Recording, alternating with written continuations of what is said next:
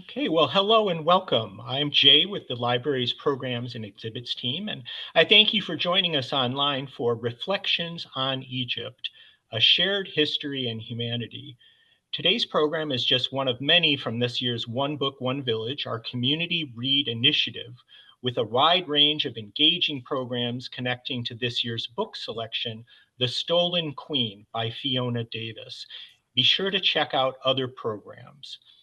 Our presenter today is Andree Cooligan, a former Canadian ambassador to Finland with nearly 30 years in Canada's Foreign Service. She has turned her passion for ancient Egypt into a semi-retired career shift. She continues to work and study in the field and is a member of the Canadian Archaeological Association, the Archaeological Institute of America, and the International Association of Egyptologists.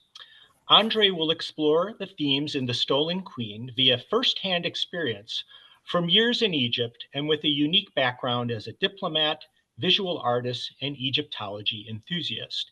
She will present insights on ancient Egypt and the role of antiquities while leveraging the author's honed tribute to archaeology and the human spirit. Now let's get to our presentation. Andree, welcome, and thank you for being part of this year's One Book, One Village. Hi, everyone. Good afternoon, good evening. Just to say thanks to Jay and to Arlington Heights Memorial Library for the invitation and the opportunity to be part of your One Book, One Village program. And Jay, it's been really nice working with you. Thanks for inviting me to the program. Jay and I are old friends. So the nature of my discussion today is covered in the paragraph posted on the library's website. And I've read The Stolen Queen by Fiona Davis a few times now. And I'll use the themes and the storyline to frame my presentation today. And I'll say up front, I'm not an archaeologist, nor am I an Egyptologist, but my work in the Foreign Service, my studies in art history, and my current work in Egypt at a major excavation and conservation project will inform the discussion. So loosely framed around the themes of The Stolen Queen, I'll try to connect those themes with some personal and professional experiences, also with museums. Those are the custodians of art and artifacts. And as a visual artist, I'll also show you some of my work from the field. Now, like you've probably done, you've researched a bit the book, or you've researched the author, Fiona Davis. And I'll mention two interviews I listened to prepare for this discussion today. The Book Report Network with Carol Fitzgerald and Dan Skinner's Some Books Considered. And I watched those. They're from January, I think, just before the book was being launched. So my presentation won't be as linear as this list, yet these themes are relevant to the plot and the way Davis builds a mystery and her character development. And now that I've read many of her books over the summer, I do start to see a pattern of important themes for this author. So in The Stolen Queen, we have women not getting credit for their achievements. The main character is Charlotte, and the queen is Hathor or Hatshepsut in real life. And Davis uses these two timelines. This is a lovely way to show us earlier experiences of the character with today's experience. And in this book, it's a young Egyptologist, a young archaeologist on the eve of World War II, and then her in her 60s, in the late 70s. Like the name implies, there is a plot line related to stolen artifacts. And Fiona Davis has a great story about the inspiration for that particular piece. It's the sculpture at the Met, but there's another story too that is, it's really good to hear her talk about it. And then a little bit on artifacts. They belong to humanity, or do they belong to nations? And there's a theme of mentors, and museum collections are important as well. A little bit about myself. Okay, this image, that's an example of what I'm doing these days regarding mentoring. mentoring during my work life was quite formal, but lately it falls into these types of presentations to high school or university classes, what one can do with an arts degree, and how careers are rarely planned out in advance, right? And careers happen with choices you make, and then a lot of hard work and some luck in there as well. So when Davis was studying journalism or acting and theater, did she know she would become an award-winning novelist? Well, she manages to layer her career with expert writing skills, nice historical drama within these beautiful New York City buildings we all know and love. So she's really an artist, and she creates and builds these mysteries that we all enjoy. And there's some good humor in there. Keep an eye out for that. I like the gumdrop issue in this book. And I know that Fiona Davis is presenting in person at the end of October at the Forest View Auditorium. After university, I worked in a private art gallery for years in the airline industry. I wasn't planning on joining the Foreign Service, but pushed and pulled by many mentors in my career, I spent about 30 years in Canada's Foreign Service Department. I served in Thailand, in Finland, in Germany, in Turkey, and then back to Finland as Canada's ambassador. Now, I was laughing when I chose these photos, a lot of ice and snow.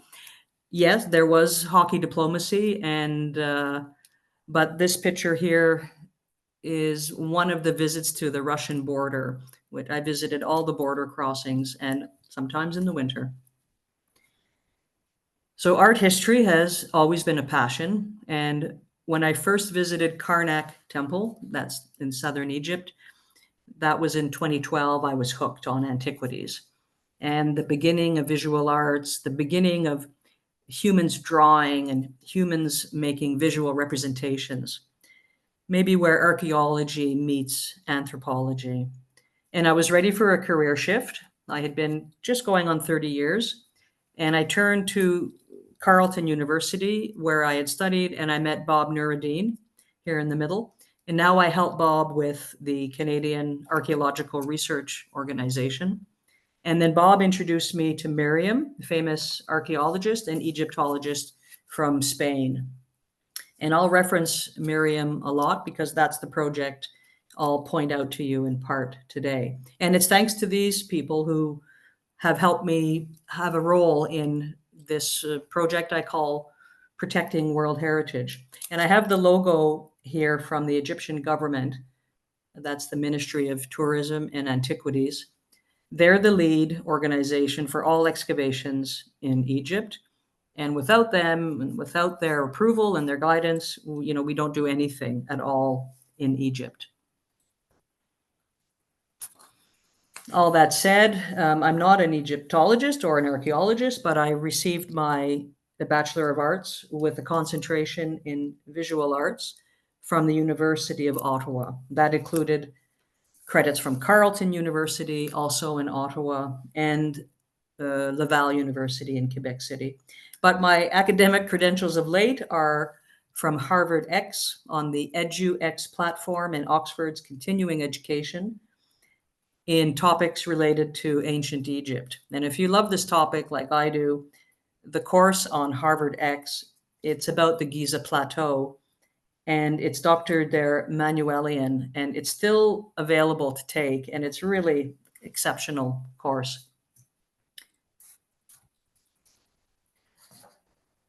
So I enjoyed immensely this book, The Stolen Queen, in many ways, because I know the subject matter. The project I work on in Luxor is from the same era as the queen in the book, Hathor Kare, based on a real pharaoh, Hatshepsut. Plus, I'm familiar with the theories related to Hatshepsut's image being erased. Still, I read for enjoyment and I read for curiosity. It's a constant friend. And I'm always stopping when something new strikes me, a person or an issue. And in this case, thanks to Davis, I took a closer look at the bent arm, one of the many symbols in ancient Egypt that represent royalty, the bent left arm. I mean, I knew about it, but it became really solid with the digging I did after reading about it in the book. So a rough damaged statue like this small one in Toronto, it's clearly a person of royalty, given the bent left arm. And this one has been dated to the first and the early dynastic period. And also this concept of partage, that was developed during the era of Flinders Petrie. And it was the loose rule that allowed thousands of articles to be sent abroad. If there was a deemed duplicate already in the Egyptian authorities' holdings, then a so-called duplicate could be sent abroad.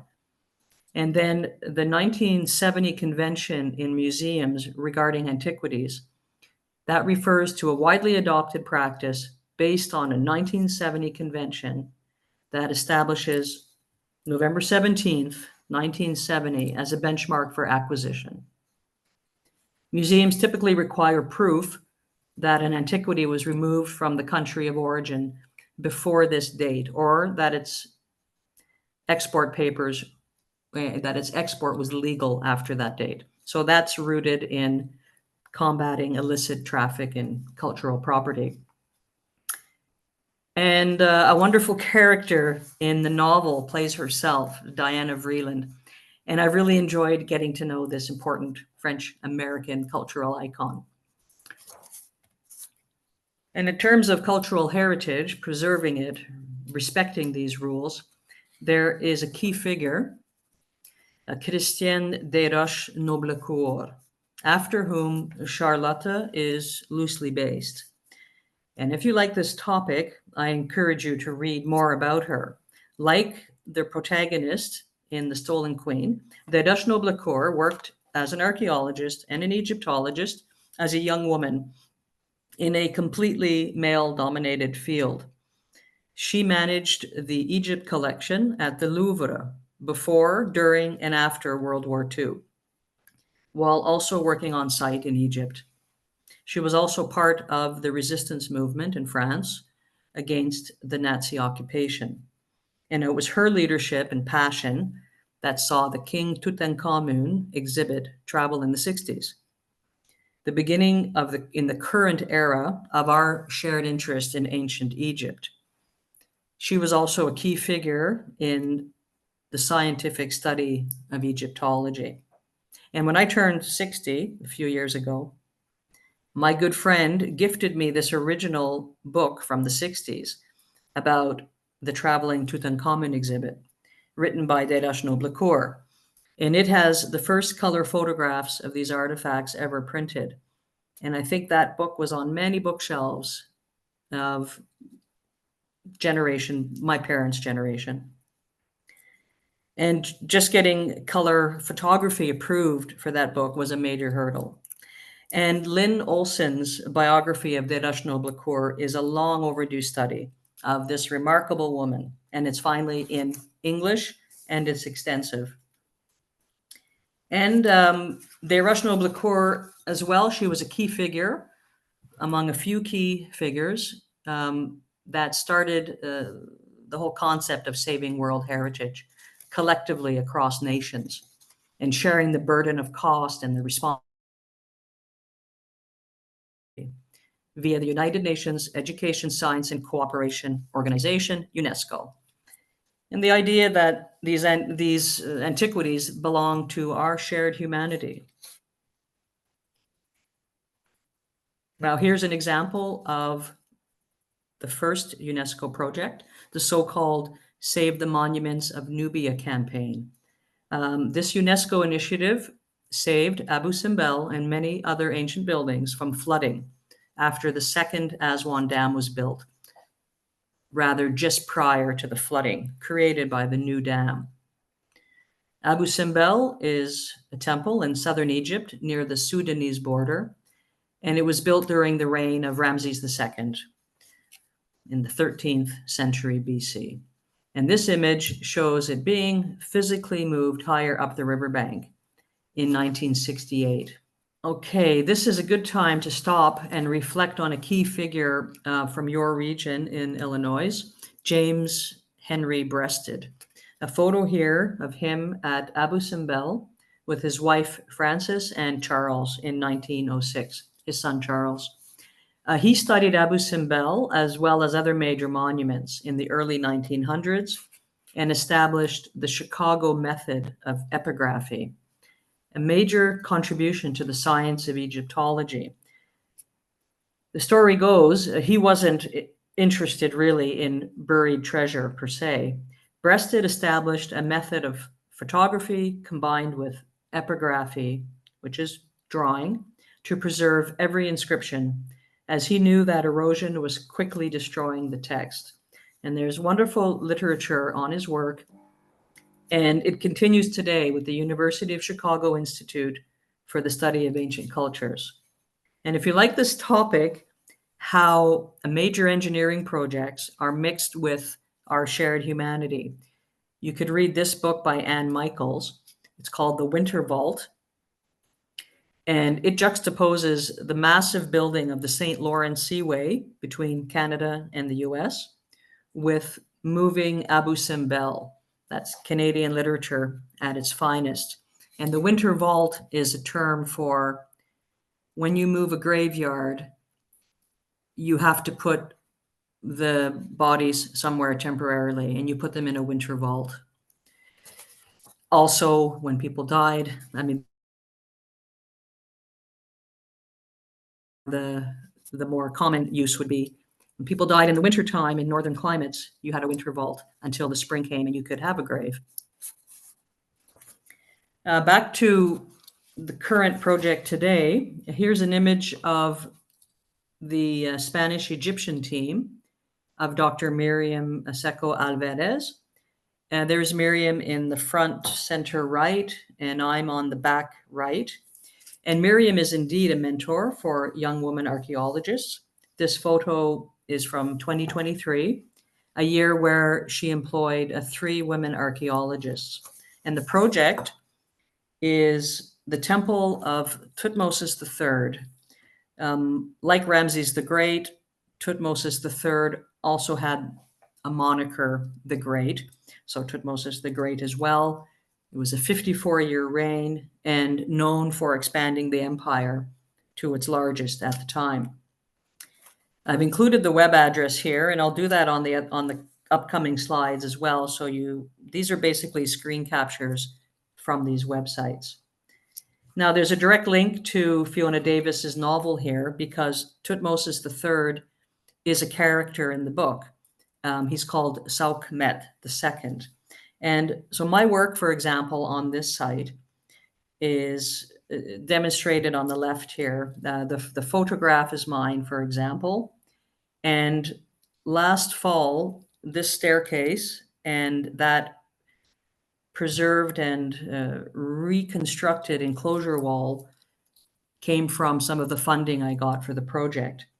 So after 17 years, the vision is to open that site to the public, and the staircase is for access to the site, and safety railings and safety and lookout platforms are all needed, and they have to be funded. Here, 2 archaeologists from the team. This is Maku coaching a young worker on handling a Total station, and Marta here coming out of a tomb.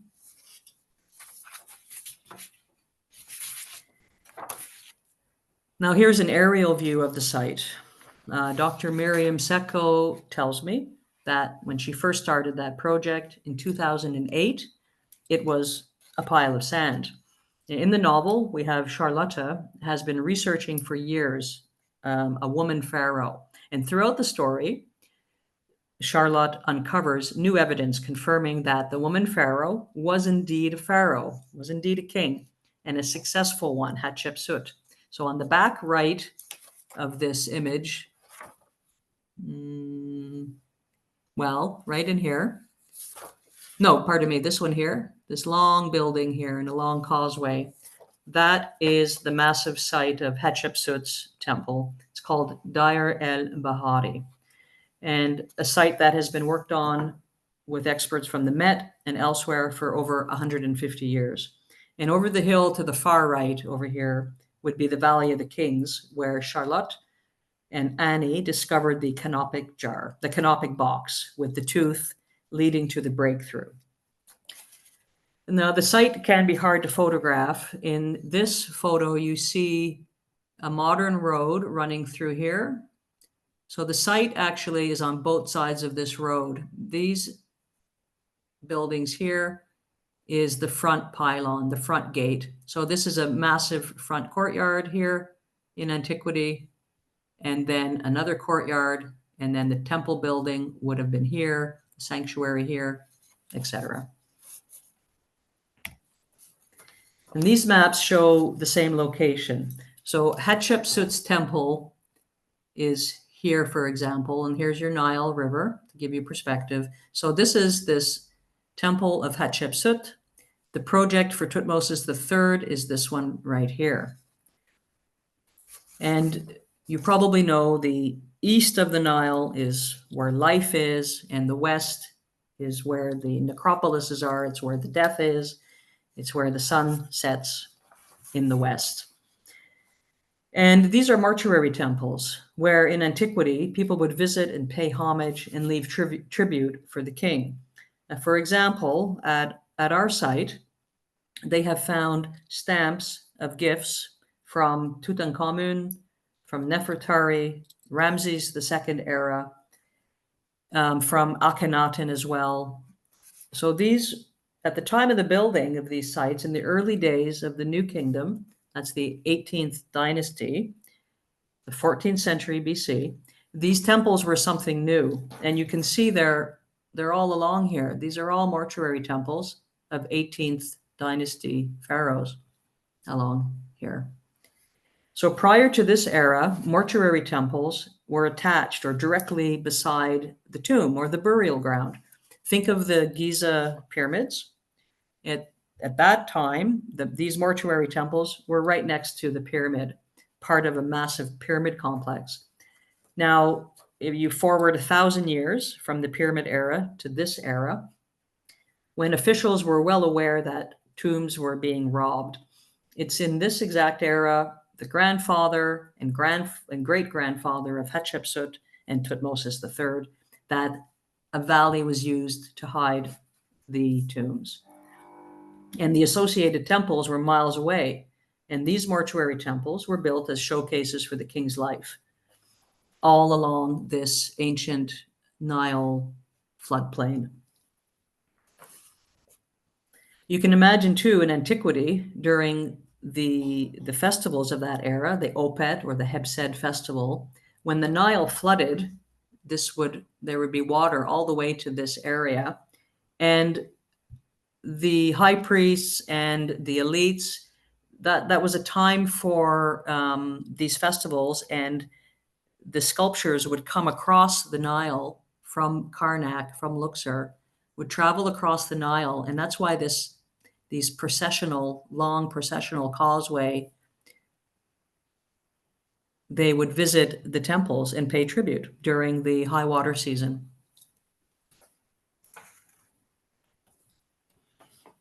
Other examples of these temples on the ancient floodplain. I mentioned here again the University of Chicago, who continues after 100 years, the Chicago method of photographing and drawing every inscription and image, publishing them in high quality book format, which I've seen myself and used. And in this case, they're working on Medinat Habu on the bottom left. That's a mortuary temple of Ramses III, which had other functions as well. It was temporary living quarters for the king, and it was reused well into the Ptolemaic period and the Roman era as well.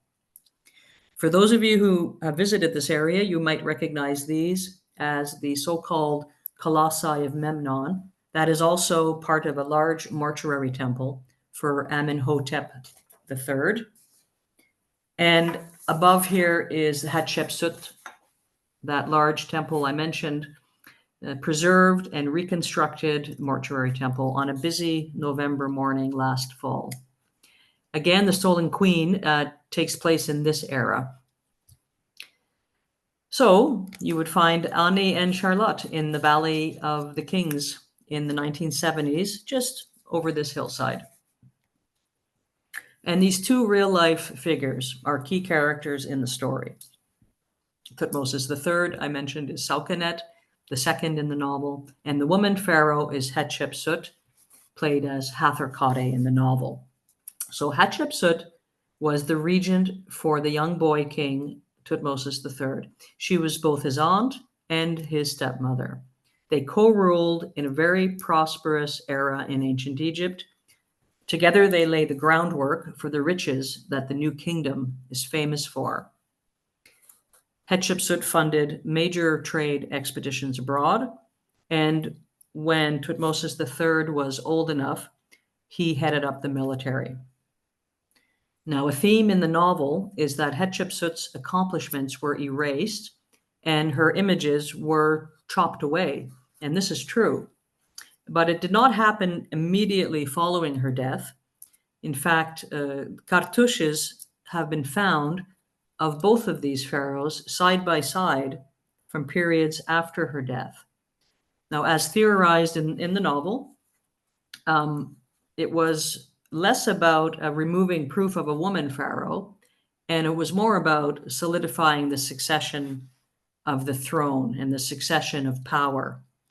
And it's well documented that there was a shortage of men, of male heirs in the 18th dynasty lineage, which is partially how Hatshepsut could make a claim and it be substantiated, leading to a very successful reign.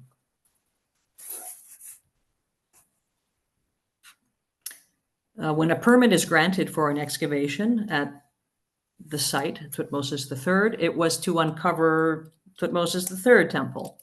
But to the delight of the team, this research project was much more than Thutmose III and then the New Kingdom and the 18th dynasty.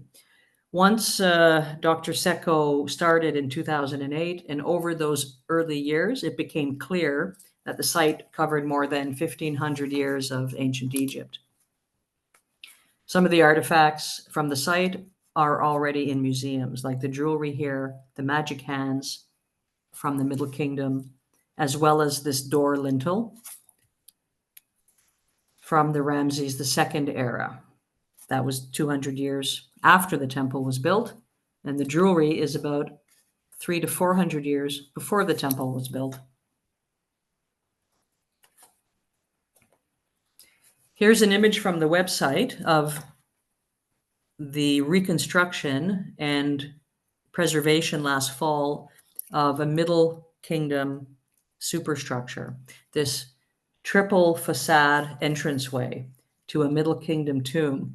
It connects to a long corridor reaching to the burial chamber beneath the temple. So on the tight left here is the enclosure wall of the New Kingdom temple, built in 1430 BC. And this courtyard and this superstructure for them is a Middle Kingdom era, about 300 years before the temple was built. I understand that is a very rare example of a superstructure from the Middle Kingdom. Here on the right, some examples of the work being done. On the bottom is these are the paleo archaeologists, and they're studying animal remains that were found.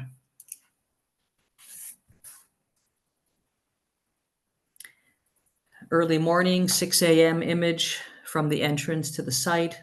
Again, at the far right would be Hatshepsut's temple complex, and over the hillside is the Valley of the Kings. Here now are some images of my etchings. On the left, I've added in the temple building. I hope you can recognize this from the previous pictures. And given the research done by Dr. Miriam, again, this is approximately the size of the temple. And knowing what we know as well, there would be Osiris sculptures at the entranceway. On the right, I have fully reconstructed the triple facades from the Middle Kingdom superstructure in this etching, and I cleaned up the front courtyard. Here's a view facing south of the temple project. And I'd like to point out here in the front, these large piles of sand and brick. These are ancient rubbish piles, and the archaeologists go through them 1 meter at a time, extracting bits of pottery, bits of animal bone, and important for this example, I wanted to show you pieces of papyrus. So this is this multidisciplinary project with the paleo archaeologists and now these papyrus experts who examine those tiny pieces of ancient paper. And here's Thomas and Frederick organizing, deciphering, and storing those fragile artifacts. And the fragments here, they mainly come from the day book of the temple. So they constitute the only surviving temple archive of the New Kingdom. So another testament to working in Egypt with this arid climate. Some of my photography work here, highlighting the trees and the reconstructed and preserved enclosure wall. And something I love about this site, and it will be a main feature when the site opens to the public, are these trees. There's a watercolor sketch I did of that similar image. And on the right, these are the dry point prints of mine of the similar scene. And these birds are African green bee eaters. And there are 10 trees on the site, planted about 8 years ago. And they're planted in the exact same tree wells as in antiquity, where residue from the ancient trees were found. Here's some fun, handmade dry point print. All the prints are handmade. This with some color. And it's wheelbarrows. If you can't see that, I'm playing with the shadows of the wheelbarrows. And Dr. Miriam Secco, and this site is featured in National Geographic in the series Lost Treasures of Egypt on a handful of episodes. Some more photos of mine here. I'm documenting the documentary. And of course, that's a scientific project and it requires academic publishing.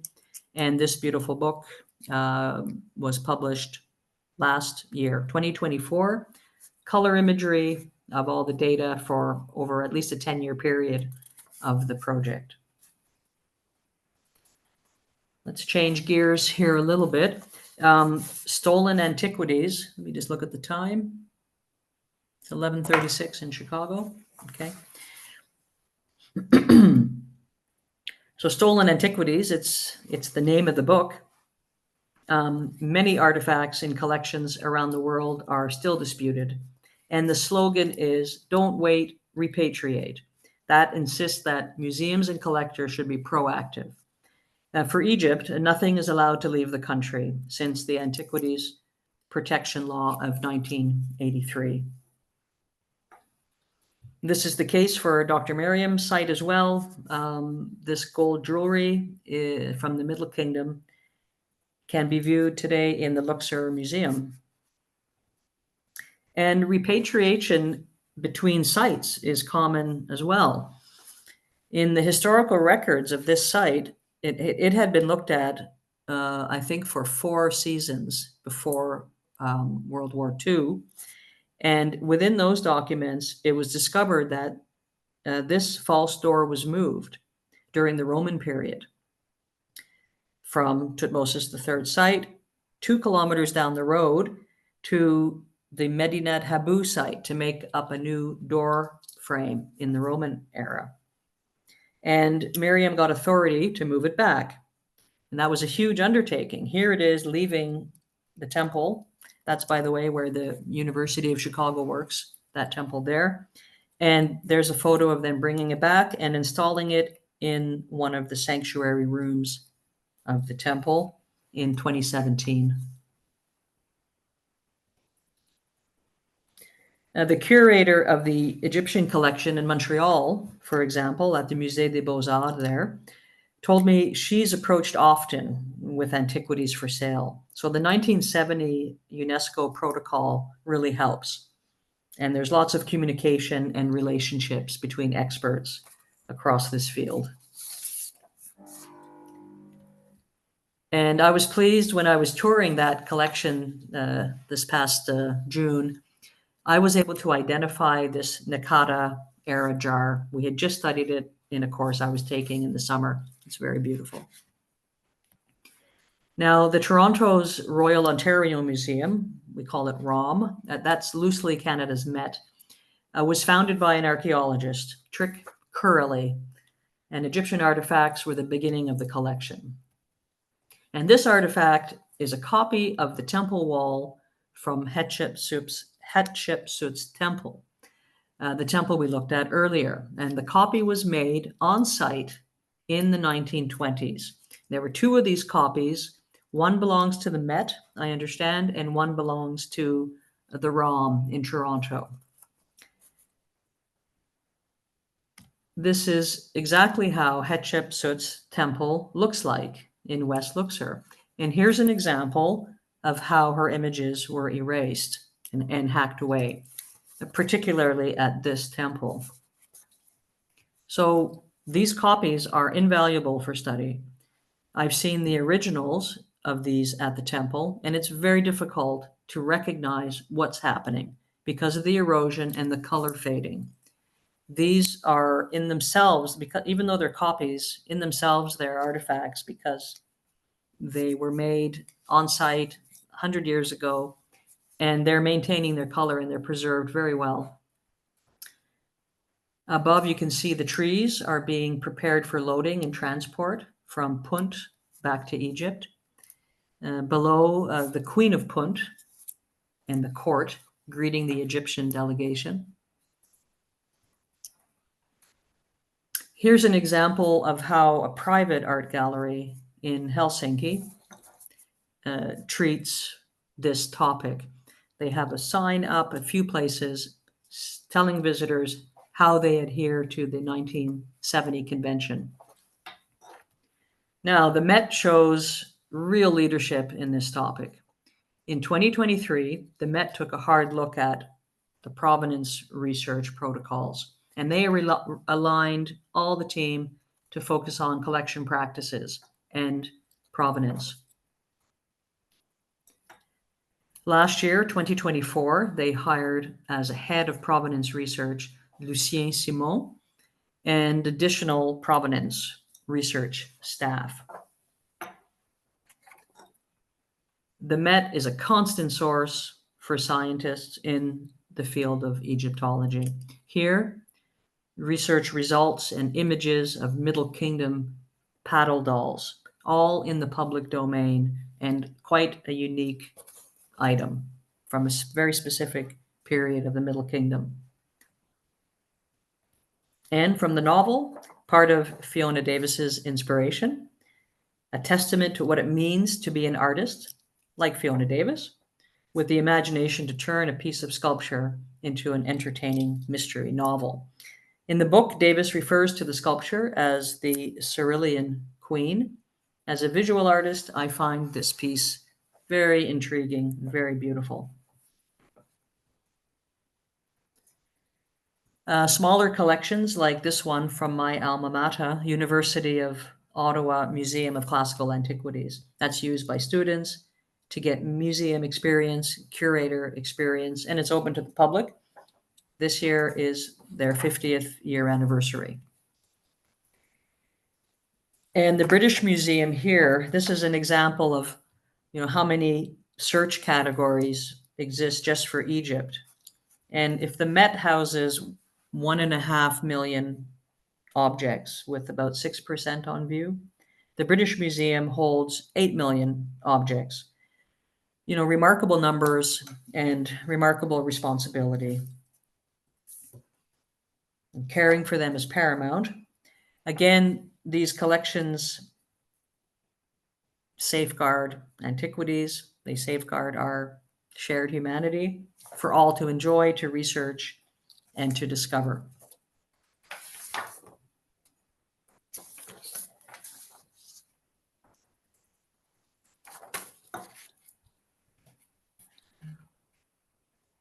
Yeah, and last fall at the site, we had a visit from a team from the British Museum, archaeologists and Egyptologists from the repatriation department. And one last museum to show you is Cairo's new Grand Egyptian Museum. I've visited twice now, only once when the lobby was open only, and you weren't allowed to go anywhere near these rooms. And then last fall, when the majority of rooms are open, not everything though. And this grand staircase on the left, it's stunning. You can also take a moving sidewalk up the right here. And at the top of this, you eventually go up many stories, and then there's a stunning view of the Giza pyramids and the Giza plateau. Here, front and center in that staircase are two sculptures of Hatshepsut and Tutmosis III side by side. And here on the right is a really nice little artifact. It's a plumb line level from the Middle Kingdom. And the guys were using this exact type of tool last fall when they were getting the lines straight at the reconstruction of the perimeter wall. And that last comment about my interest in tiny plumb line level reminds me of Fiona Davis's work. Her narrative takes place in the New York City buildings, those we are all familiar with, but she draws attention to fine molding on a staircase, for example. And she has a knack of including cameo appearances of people we know, like Salinger, like Hans Holbein, Sir Thomas More, Kent Weeks. And my concluding slide is a tribute to libraries. Let's say the University of Chicago Library in Luxor on the top left, where I brought the book and added it to their collection. And then the Alexandria Library, which has a famous history, and this has been open about 7 years now, this new one. It's amazing. On the top right, my hometown, the soon-to-be opened Adezoke Library, and that means storytelling in Anishinaabe language. And then here in Helsinki, where I live half the year, is called Oddi, a jewel piece of architecture, Helsinki's main library. Thanks, everyone. That's the end of this formal part of the presentation, Jay and Neil. Thank you, everyone. Good. Thank you so much, Andree. That was really, really rich. And I really appreciate that you'd included some of your own artwork of various media to demonstrate your connection to all of this content and those experiences through your own art. So one question that has come to mind is, you mentioned sites and your experiences. Do you have a favorite site? And if so, why? An archaeological site. Well, I mean, in Egypt or Canada, I visited a new site this summer here in Finland. I'm drawn to the UNESCO sites because they are culturally important to the place I might be visiting. Like the UNESCO site I visited this past summer, it is a board mill in Finland for making board, and it's so important to that community and that forest industry in this very specific part of Finland. So I'm drawn to the UNESCO sites. They're well organized, and they're usually quite important. And in Egypt, it's arm's length of UNESCO sites, Canada as well. And I know in Egypt, I was first attracted to Karnak, and you can't help but go back there. And because I'm, following my king, Tutmosis III, so much because it's the project I'm on, I'm drawn to everything within that era, and that includes Hatshepsut as well, because they ruled at the same time. Because, for example, in this era, the joint era between these two pharaohs, it's the beginning of botanical gardens. At this era in the history of architecture is the beginning of the basilica style building, and the beginning of what we'd call a clerestory, where you have a second level of a building with light coming in at the second level. And this is the first time we see that is in Karnak, we believe, at Tutmosis III's Jubilee Hall, it's called. And that is a major building that has survived from antiquity, and it's been preserved as well. But the main stones have survived. And the reason these buildings survive is they're made of stone. The temple that I'm working on, the reason it is so low to the ground, it's made of mud brick. And mud bricks were made in antiquity out of the alluvial sand of the Nile and added with other elements. But they deteriorated really easily, and where stone didn't. So when they started building in stone in this era, the New Kingdom, that's why we have a lot of residual buildings from the New Kingdom at Karnak. So the favorite site for me, I always go back to the festival hall, and it's hard to find, and then I sit there and do sketching often. There's also an important piece at that festival hall. It's what they call the first botanical garden as well. And that is where these kings, this era, brought back all those plants. That's why I showed the image of the trees being brought back from Punt. That's an era where you start seeing pomegranate and other flora and fauna that were not indigenous to the area. So this first botanical garden is interesting too. And that's a place I like to return to. And it's at Karnak, because Karnak in the east of Luxor, it is the biggest religious monument in the world. And it started in the Middle Kingdom, and then kings and queens kept growing it and putting their stamp on that large temple called Karnak. So it's very impressive, and it's the first one that attracted me to Egypt in general. Thank you. Yeah, very, very illustrative response. We appreciate that. We had a question about the last slide, and I don't think you have to go back to it, because I think I remember what was there. You had photos of 3 libraries that are important to you. The first one, I think, was University of Chicago, and then there was one in Ottawa, a newer library, and then I think the largest image was of Oodi from Helsinki. Yes. Is that correct? That's right, yes. Right. So the middle photo, in case the person is who has asked this question is wondering, the middle photo is from Helsinki, Finland. It's very close to city center, and it is a relatively new library. It is very large, and it is very uniquely shaped. It looks very much like a large ship. Yeah, it also looks like the Helsinki airport too. There's a remodeled entrance at the airport, large wood structure. This was built for 2017. That's the centenary of Finland for independence was in 2017, 100 years. So it's been there. Okay. Yeah. Yeah. So if that person is interested in learning more about that particular library, it's a funny word.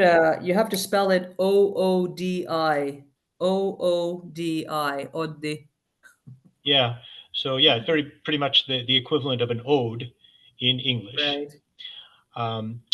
We had another question. Someone is interested in knowing a bit more about the 1970 UN agreement, and if have any significant pieces been repatriated since then? Oh yes, I mean, it's been significant. I don't have to say specific pieces because it's not just been Egypt. It's been repatriated to India, repatriated to Colombia, and in Canada, for example, it's the Indigenous record. There have been items repatriated from the Vatican back to Canada, and things that were deemed interesting to keep in a museum in the Vatican that have now returned to the Indigenous communities here. It has been really significant, and not just since 1970. also not just since 1983. In Egypt, that's when they really cut it off. I think it's been in the last 20 years, it's been such a change in, it's like the trade has stopped. The public trade has stopped, what us honest people would call the public trade. You won't see things there, but I'm sure there's the black market trade, and I can't speak to it. I don't know about it, but I'm sure it exists because and that's where trading may happen, I suppose. But the repatriation, it's for example, the Egyptian government, the Supreme Council of Antiquities, they have a newsletter they put out. I think it's monthly, and there's a big section in there on all the pieces that have recently come back. So there are famous pieces out there that Egypt wants back, three in particular on their list, and many have already been returned. So it's extensive. Okay, great. Yeah. Another question that comes to mind is that in your presentation, you mentioned a number of museums that are important to Egyptology. And I wondered, as a two-part question, are there any among those that are your favorite? And then are there others that are worth knowing about, but simply weren't part of the presentation? Yeah. Well, I mean, I mentioned, the two big ones in Toronto. I mean, I'm Canadian, so I know those ones well. I don't expect your audience to, but they're really worth visiting. Mhm. Certainly, the ROM is more extensive collection. Um, I think you find some really key pieces. Now, I just don't remember off the top of my head, Jay, but in the course I took, the Oxford course over the summer, we were studying some, important pharaohs, and I was so impressed with, there's a very important sculpture in Denver all of a sudden. And oh, what is that? And you go down a rabbit hole. Like I just don't remember them all now. But these, we always think of the Met, we think of London, and Canada, we think of Toronto. And even in Egypt, in Luxor, the museum there is small, but well worth visiting. And I think you'd be surprised how, these smaller city centers, their museum of fine arts, they'll almost always be some Egypt content in there, and maybe a really special piece. But if I were to say my favorite these days, I am drawn back to the new gem in Cairo, the Grand Egyptian Museum. It's very beautiful, and it will be for 20 years. But then you have, here's the other big one in Italy. You have to look at which countries were doing Egyptology in the early days, like in Turin. So there's centers of excellence in Italy as well that we might not think of right away that have very good collections that I haven't been to yet either. They're on my, let's say, to-do list. But mostly, there's so much to look at. You have to pick somewhere. So what I do is I take the king I'm working on and I follow that path. That helps with a target. It helps to stay focused on a theme that brings some value back to the project. Is the idea. So Germany as well. Tübingen is an important center of excellence as well for Egypt. And I know there's big collections in Asia, but I don't know them to speak about them. But the ones Yeah. in Italy and Germany are well worth looking at too. Thank you. Thank you.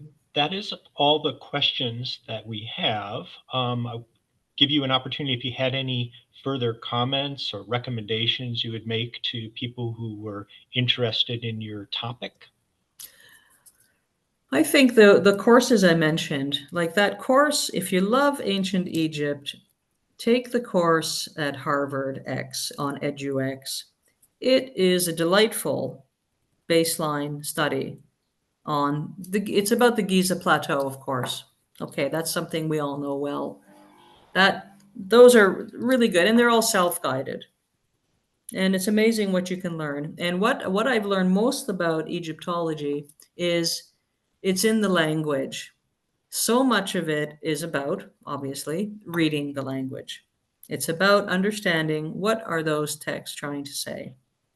And that is the secret to what the art means, what the visual art means of that era. A lot of it is just, religious texts. It's formulaic, it's repetitive. But then, like in the papyrus example I showed you, highly important. They've never had a temple archive, the administration of a temple. We have that now. There hasn't been found. So being able to read it, I find it quite fascinating watching these people read through it. But those are my thoughts, Jay. Thank you. Yeah, that sounds like those are excellent opportunities for someone who wants to make a deeper dive into this, as you have. Um, on behalf of the library, thank you so much for this, all the hard work that went into preparing this presentation. And I love that it was both so interesting and personal as well. So thank you so much for sharing this part of your life's experiences. We appreciate it. And thank you to all who joined us. And I encourage all of you to look at the additional One Book, One Village programs. We're really just getting started over the next several weeks. So please do connect with our initiative and find the programs that interest you and get yourself registered. So thanks again very much to everyone, and hope you have a great rest of your day. Enjoy the program, Jay. Thanks, everyone.